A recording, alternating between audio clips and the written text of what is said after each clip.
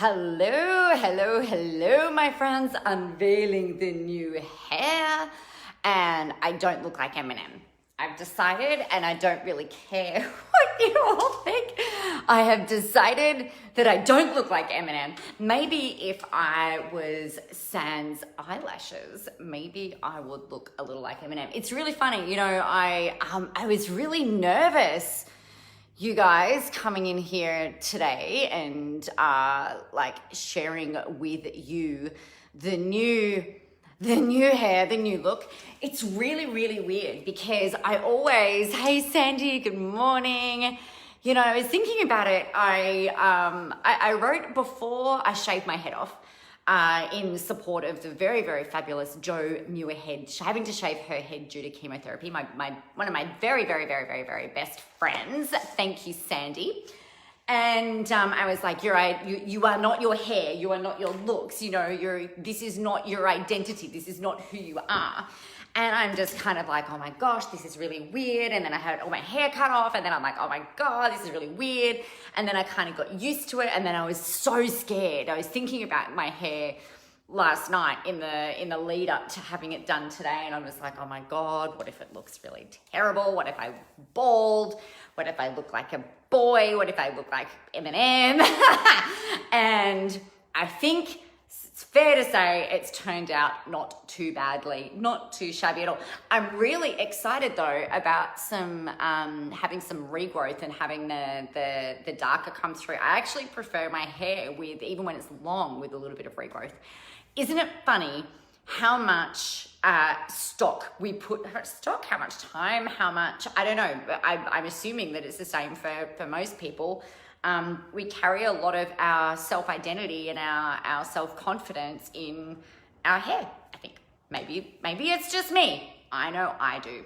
So that's not necessarily what I wanted to talk to you today about, but I think it's an important thing because I know, I know for me, if I feel like I look good for me, then that really shifts and changes how I kind of show up, right? Whether I'm in my workout gear, whether I'm doing whatever, you know, it could be with my hat on, whatever it happens to be.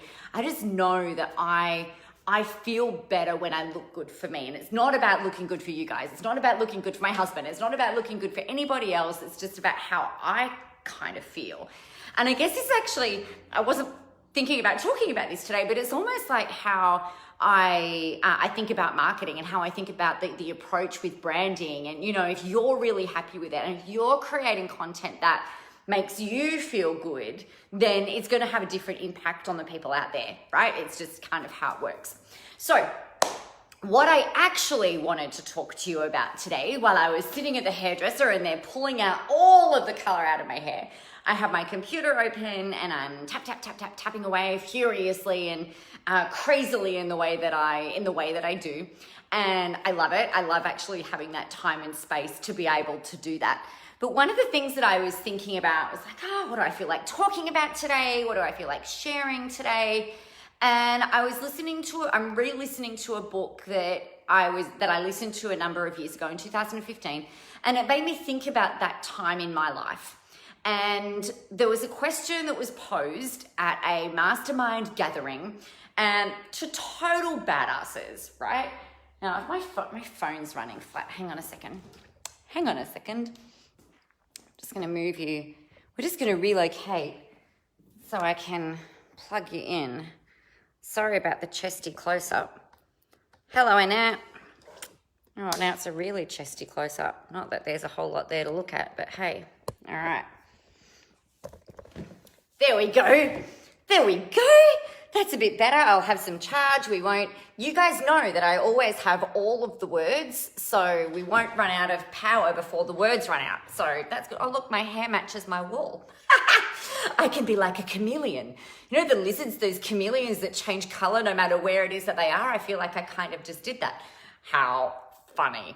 All right. So there was this question posed at this mastermind event, and the question was, who do you need to be or who do you need to become in order to get to the goals and things that you want. So every single entrepreneur, and I'm thinking like when I'm talking about entrepreneurs, you make money out of your ideas, right? You're probably a service-based business. You make money from your ideas. So every entrepreneur either wants to know how to start or how to scale. How to make more money, how to have more impact, how to grow, or they want to know how to start. And what we know is that the people that we are right now, the person that you are right now, the way that you are right now, the beliefs that you have right now, the habits you have right now, the physicality you have right now, the energy that you have right now, everything that you are right now is exactly who you needed to be in order to get to this point, right? Can we agree to that? I think we can agree to that. So you've done all of your learning, you've done everything that gosh, I'm not happy with the angle today, my friends, but anyway, we'll deal with it. So you needed to be the person that you needed to be right now in order to get to where you are right now, which kind of makes it a logical assumption, or the next logical question to ask is, who do you need to be, or who do you need to become in order to get to that next level, or in order to, get the thing off the ground? Because you can't be the same person. I am not the same person I was 6 months ago. I'm not the same person I was 12 months ago, 2 years ago, 5 years ago, 10 years ago. And, thank goodness, because I've learned along the way, I've grown, we've had trials, tribulations, wins, successes, so many amazing things. But back at this time, so in 2015, this question of who do you need to be or who do you need to become in order to get to where it is that you want to be, in order to get to this next goal, what is that person like? And I'm like, well, fuck you. I think I'm actually pretty damn good the way that I am right now. I was doing about $75,000 a month in, month out, and been doing that for like many months. It was just going beautifully. But I kept feeling like, and then this happened when I was doing 10 grand a month, this happened when I was doing 30 grand a month, that happened when I was doing 50 grand a month, that happened when I was doing 75 grand a month. It's kind of like this ceiling or this barrier that I was kind of hitting up against. And it's like, well, obviously, if I'm not getting the goal that I want, then there's something going on here. Now, my default, and maybe this is familiar for you too, my default is when I'm like, all right, well, I want to hit that next level. What's the next logical step? To me, the next logical step is, all right, well, let's go try some new tactics. Let's go throw a bit more money at Facebook ads. Let's do some more webinars. Let's put out more offers. Let's do X, Y, Z. And that didn't work. So I'm like, okay, that's interesting. Let's have a look at the strategy then. And then I came back and we had a look at the strategy and we, tweaked and changed that, and there was no change. I'm like, okay, well, maybe I need to go look at the plan. Like maybe the plan's wrong, because if your plan, your tactics should tie into your overall strategy, and your strategy should really come out of your plan. But what I used to do back then was go straight to tactic, right? To the doing. So what did they know that I don't know? What are they doing that I'm not doing? What do they have that I don't have? And why do they have that? And why do they do that? That's my default, right? Or was my default. And so I kept hitting up against this barrier. It didn't shift anything for me. And so what I needed to go and have a look at, or do some exploration around, was, okay, well, maybe there's actually some method in the madness of this who are you being. And so for me, the thing that I needed to get really clear on was, all right, well, if I'm making $1 million a year or 100 grand a month was the big goal back then that I really wanted to hit. It's like, all right, well, who do I need to be to hit 100 grand a month? Do I need to be more brave? Do I need to be more? And again, I was looking at more of the qualities of who I needed to be.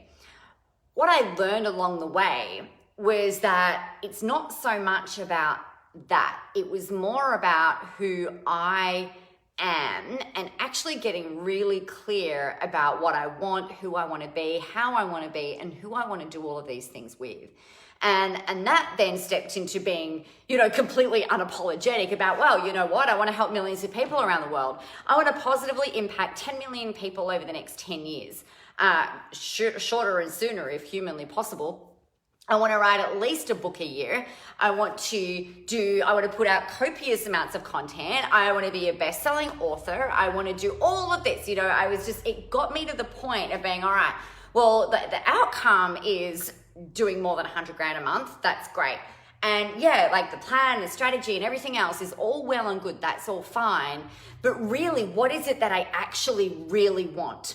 And I had to work through feelings of guilt, because we live a very different life to what a lot of other people live. And I had to get past the feeling guilty about that. I had to get past the feeling like,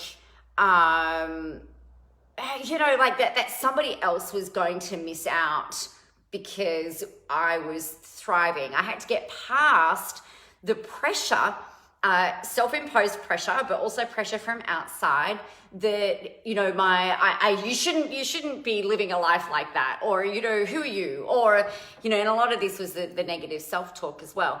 But, why can't you just be happy with what you've got? Why can't you just be happy with, making $150,000 a year? Why can't you just be happy doing this thing? You've got the house that you want, or my stepping stone house, like I wrote about yesterday.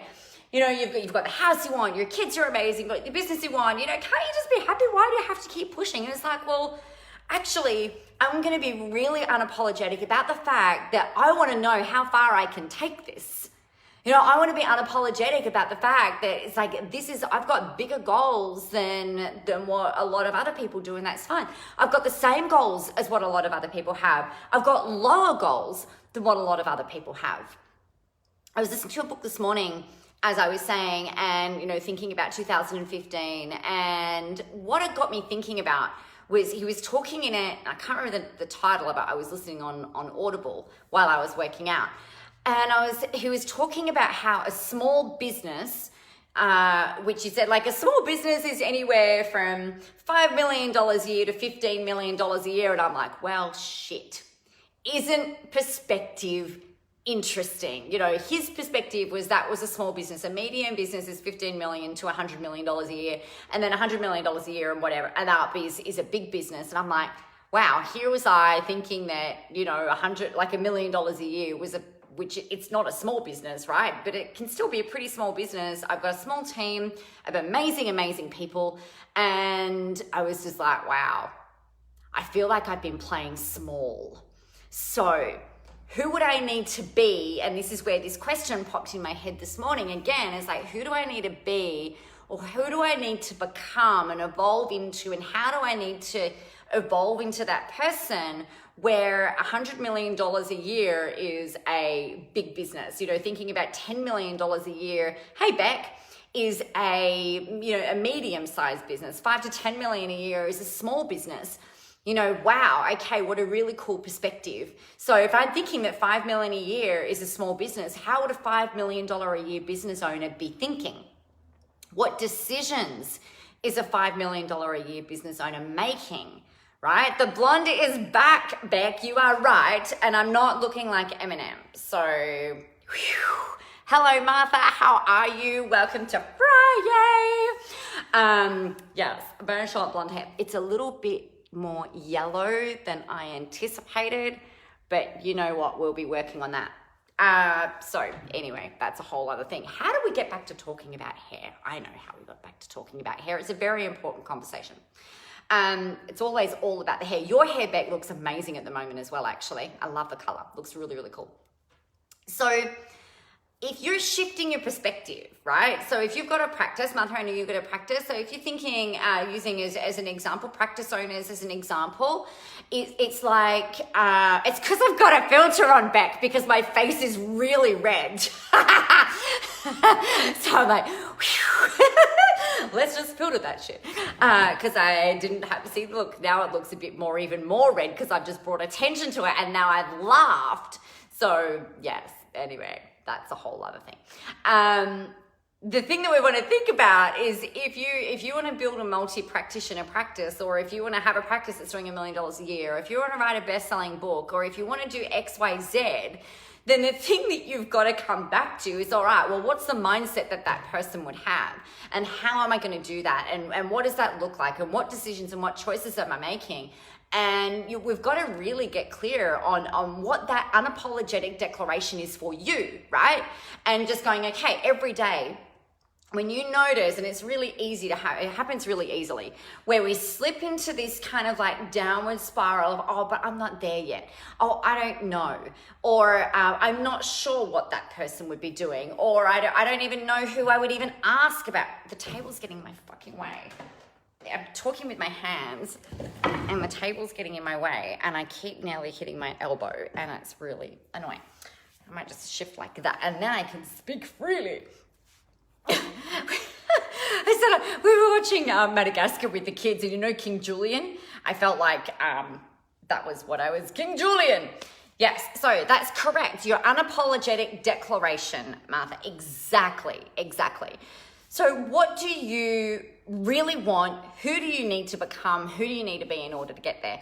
And I really struggled with the answers to this question for probably about 12 months. So I kept hitting the income barriers. I kept hitting the energy barriers. I kept hitting the body barriers, like my physical barriers with these things that I really wanted.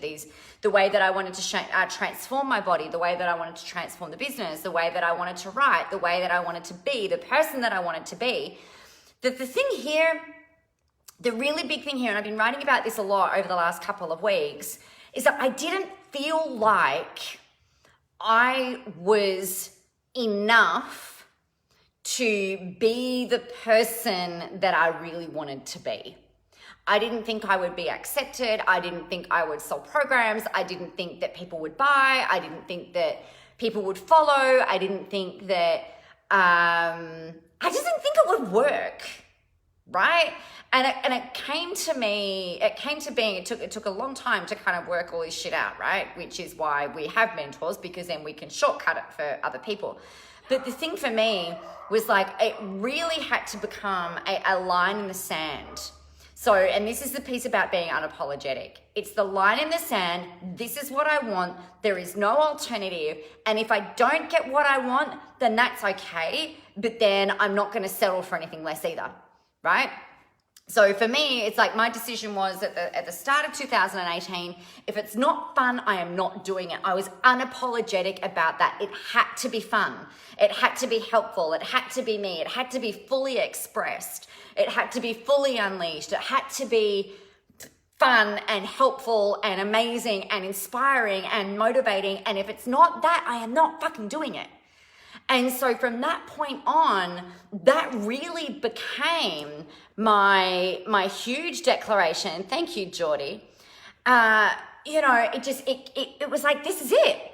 And then I was like, all right, when I really decided and I drew that line in the sand, right, I'm going to hit 100 grand a month and this is just it. This is what's happening. It happened back then. I'm not back there yet for a whole bunch of reasons because I haven't really drawn the line in the sand yet and, made it the thing. But we will get there because that's what will happen. But to me, it's just like, we always go, oh yeah, exactly, Beck. Like I can and I am, but I don't believe it. Well, line in the sand. You are doing it. I am doing it. I will do it in the way that I want to do it. And if they don't like me or if they don't like it and I'm not putting words in your mouth, but you know what? You can fit in or you can fuck off, quite frankly. If you're not up with the mission that I'm doing, if you're not up with being on board with who I am, who I'm being, how we're going to create mass impact in the world, then go find somebody else to work for. This is what I would be thinking with my team and with my people, right? And I am in the process. I've got these things in place right now where I'm like, all right, I've got a new team member. I'm like, okay, so who else do I need? What else do I need? And it's got to be a culture fit, as well as a personality fit, as well as a skill set fit. But you can teach skill, right?